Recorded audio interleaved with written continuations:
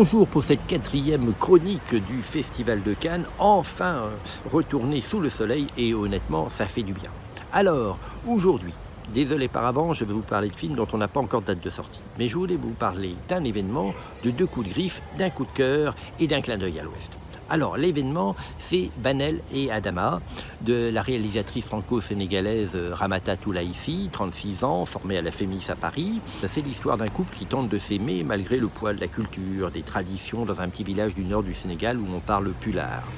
C'est un événement parce que c'est son premier film, elle est directement en compétition pour la Palme d'Or, ce qui est quand même déjà en soi un sacré parcours. Et en plus, son film est formellement très réussi, il est intéressant. Alors c'est peut-être encore un petit peu jeune pour avoir la Palme d'Or, mais de fait qu'elle soit là, c'est déjà un événement. Les deux coups de griffe maintenant. Le premier, c'est Mid-December de Todd Haynes avec Nathalie Portman et Julianne Moore. De quoi s'agit-il? Julianne Moore a fait scandale il y a plus de 20 ans en ayant une relation avec un adolescent de 13 ans avec lequel elle s'est mariée ensuite et qu'elle a eu des enfants. Et là, plus de 20 ans après, Nathalie Portman va jouer dans un film le personnage de Julianne Moore.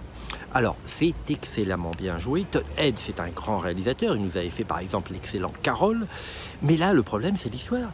Au bout d'un moment, on s'en fout.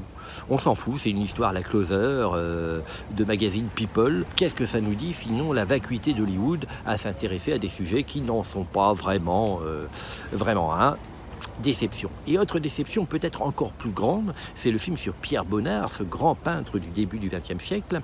Ça s'appelle Bonnard, Pierre et Marthe, Marthe du nom de sa compagne. C'est un film de Martin Provost, le Brestois, et c'est joué par Vincent Macaigne, Cécile de France et Stéphie Martin pour l'amante de Bonnard. Le problème, c'est que ça manque énormément d'intensité dramatique, et puis, il y a un problème de jeu, même de Cécile de France, et puis surtout de Stéphie Martin, qu'on a vu dans très bon rôle, mais là, régulièrement, ça sonne faux.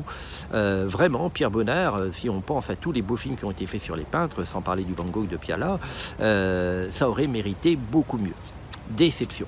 Mais il y a aussi des coups de cœur, notamment le jeu de la reine du Brésilien Karim Ainous.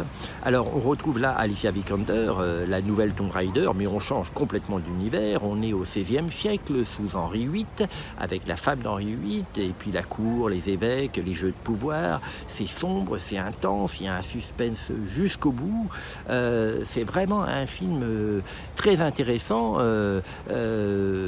Voilà. Si Karim Ainous, il nous avait déjà présenté il y a 2019 un film très intéressant, La vie invisible de Ridis Gusmao. Eh bien c'est complètement différent, mais il nous prouve que c'est un grand réalisateur. Et puis pour terminer, un clin d'œil à l'Ouest, c'est Le temps d'aimer de Catel Kiléveré, elle aussi qui a des liens avec la Bretagne. Et là il y a des scènes à Pont-Croix, il y a un long développement à Dinard. Ça parle donc d'une jeune femme qui a eu un amant pendant l'occupation, elle a eu un fils, elle a été tondue à la Libération, et c'est son histoire d'amour avec, c'est joué par Anaïs Desmoustiers, excellente, et c'est son histoire d'amour avec Vincent Lacoste, un jeune homme qui lui aussi a un secret, c'est qu'il aime aussi les hommes. Et en fait, ce film de belle facture, bien joué, c'est en fait sur le droit d'aimer quand on veut, comme on veut, et c'est une romance plutôt joliment ficelée, et j'espère qu'il vous plaira dès qu'il sortira au cinéma. Suite au prochain épisode.